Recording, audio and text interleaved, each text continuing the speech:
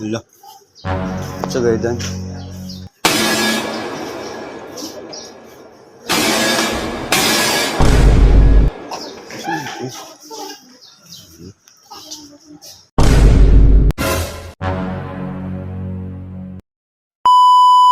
So yun guys, sa atin naman kami sa bunso naming lalaki. Mukhang ayaw talaga pakabuga. Wow. Kasama ko ulit si Ito Dangdang.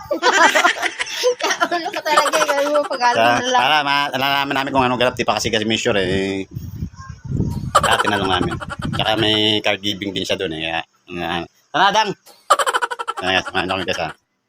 At yun na nga, nakarating namin sa school at hinanap na namin yung aming Junakis. Hindi kasi namin mahanap eh. Hinahanap ko rin yung asawa ko. Buti lang nakita ko yung asawa ko. Tapos sinakabahan daw siya. Kung magalala, kung bahala, kakusapin natin kung bakit mga guidance yung anak natin. Punta natin yan. Siyempre, sanay naman tayo dyan sa guidance na yan eh. Ako nga dati, nakakalimang guidance pa nga ako, pero hindi pa rin ako natatakot eh. Guidance lang yan eh. Hala. Sa gaydan.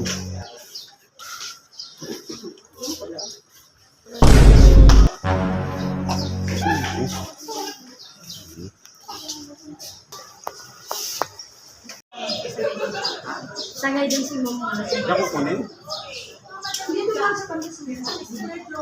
Wala nga eh.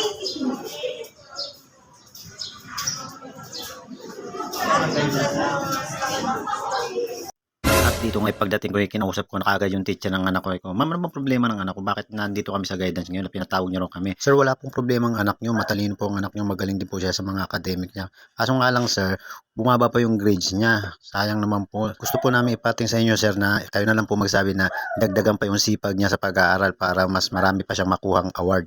Yun lang naman sir ngayon kaya pinatawag namin. Gusto namin kayong personal na makausap din. Siyempre si Greenman po kayo sir, di ba? Si ma'am naman. Salamat po pala at kilala niyo po pala ako. Nakakaya naman po. Pasensya na po kasi anak ko kung nagiging tamad man siya pag-aaral. Kaya niyo po pagsasabihan po namin siya na magsipag